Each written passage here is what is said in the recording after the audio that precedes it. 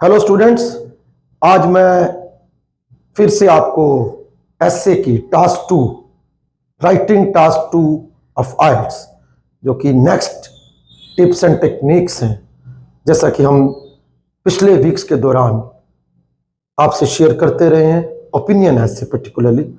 तो आज भी मैं आपको फर्दर ऑन ओपिनियन एसए के बारे में बताऊंगा, बट ये थोड़ा सा डिफरेंट, और मैं ये कहूँगा पर्सनली कि जो पहले वाले हमने 2 ऐसे किए थे, अगर आपको ध्यान हो, जिसमें कि एक स्टेटमेंट था फर्स्ट वाला, डू यू एग्री और डिसएग्री, और उसके बाद हमने नेक्स्ट वीक में करा how far do you agree. तो इन दोनों से थोड़ा सा डिफरेंट है, इजी भी थोड़ा सा रहेगा ये भी ओपिनियन ऐसे, बट थोड़ा सा इजी।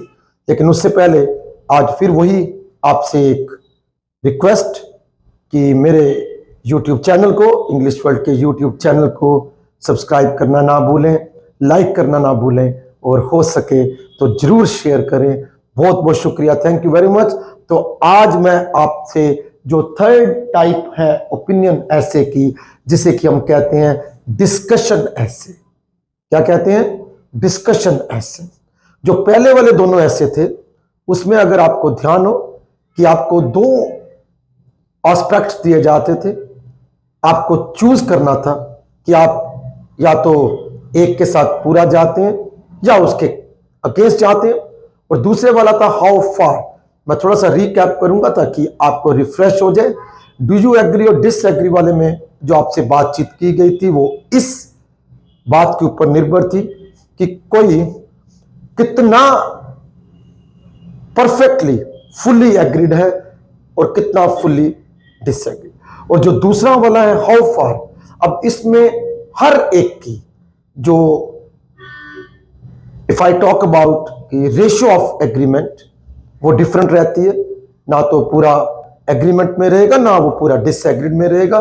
तो दोनों में कंपैरिजन फैक्टर था, और हमें अल्टीमेटली कंक्लूजन में रीस्टेट करना था, अपने इंट्रोडक्शन को रिकनेक्ट करके, कि जो चीज हमने चुनी थी, जो पोजीशन हमने ली थी, उसको हमने बॉडी पैराग्राफ्स में कंक्लूड किया, बॉडी पैराग्राफ्स में अपने एविडेंस देके, और लास्ट में हमने उसको कंक्लूड किया रिकनेक्ट करके इंट्रोडक्शन से। आज जो हम करने जा रहे हैं, this is what we call discussion ऐसे। डिस्कस करना है। इसमें फर्क क्या है? देखिए, अगर मैं स्टेटमेंट आपको बताऊं तो स्टेटमेंट ये कहता है discuss both the views, discuss both the views one thing. यानी कि आपको 2 पहलू दिए गए हैं, आपको दोनों के ऊपर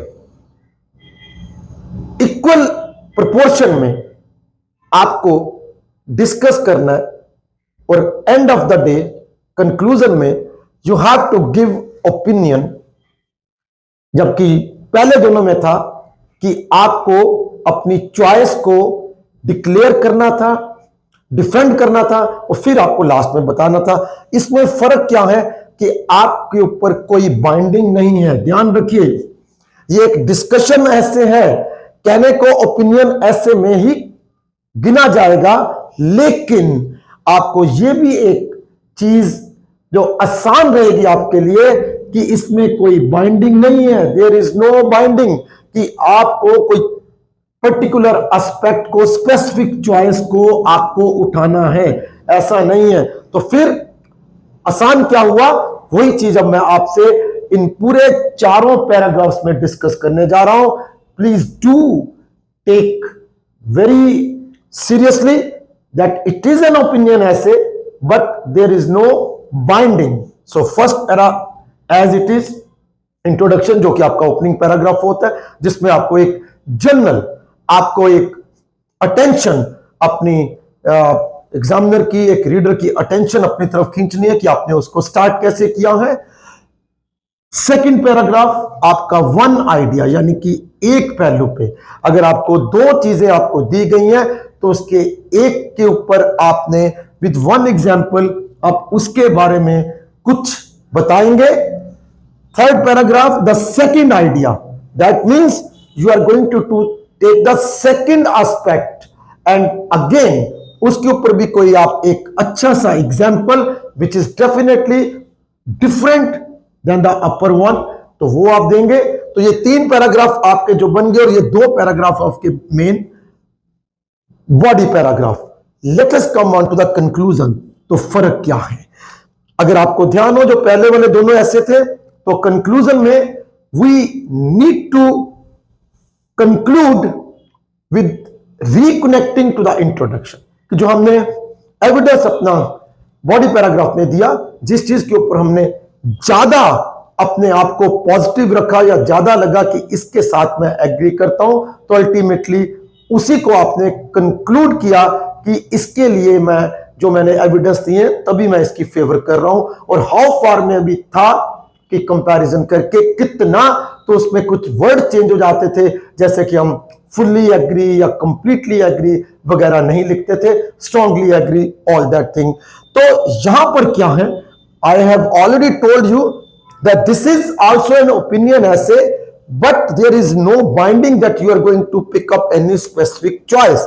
तो यहां पर आपका जो कंक्लूजन है, ये आप दोनों तरफ you have an open channel, you have, if I talk about diplomatic kind of an answer, कि जी मेरी तरफ से दोनों ही एस्पेक्ट अच्छे हैं। By and large it will all depend upon the individual user, what do they want. तो यहां पर आप एक ओपिनियन ऐसे अपना जर्नल डाल सकते हैं, जिसमें कि आप अपने आप को प्रेजेंट नहीं करेंगे।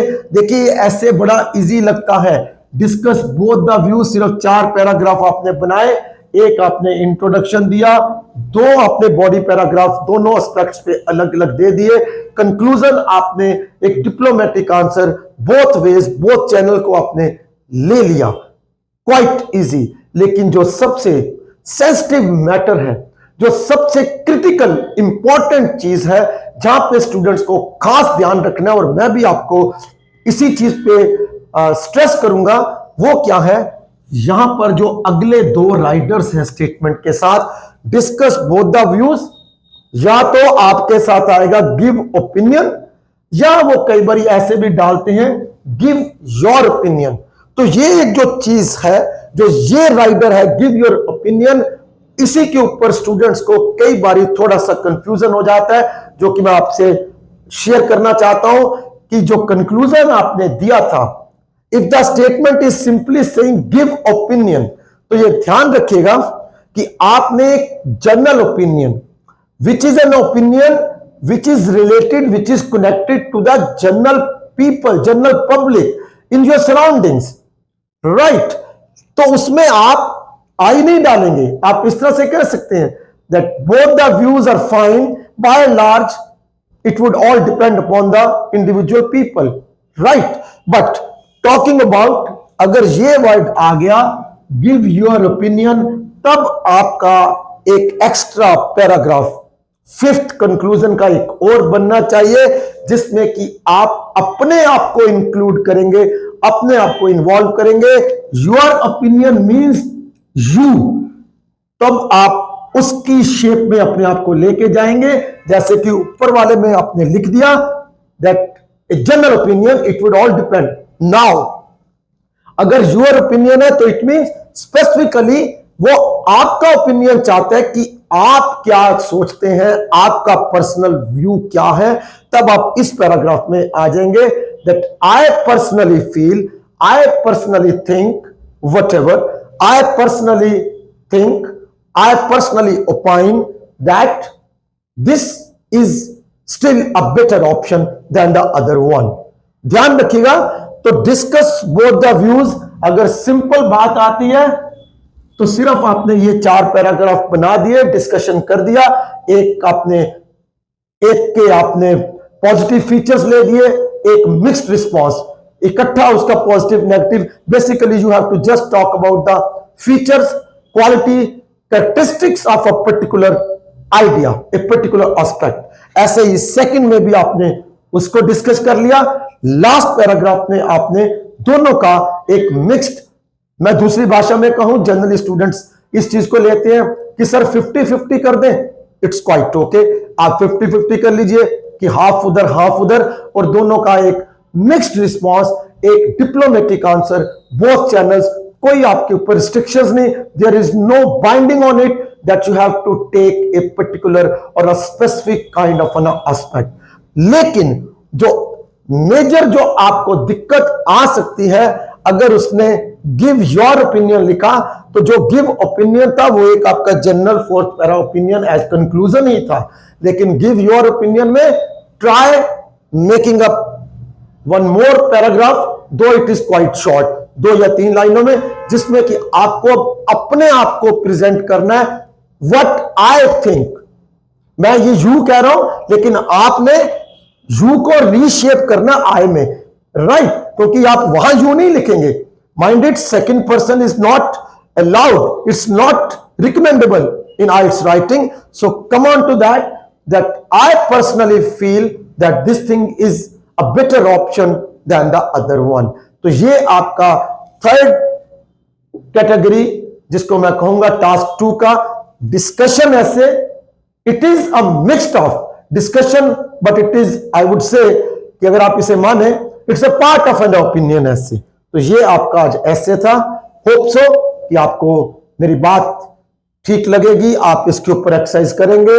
मेरी फिर एक रिक्वेस्ट है कि अपनी एक्सरसाइज कीजिए, अपना वर्क पूरा कीजिए, अपने टास्क को अच्छे से इनके मुताबिक किया कीजिए, ताकि आपकी रेगुलर प्रैक्टिस, क्योंकि राइटिंग में आजकल बहुत ज्यादा बारीकी से माइन्यूटली चेकिंग की जा रही है। So put up all your efforts as a regular practice into your writing. That is my advice to you. Good luck to you. और मेरे चैनल को do share it, do like it, do subscribe it. Thank you very much.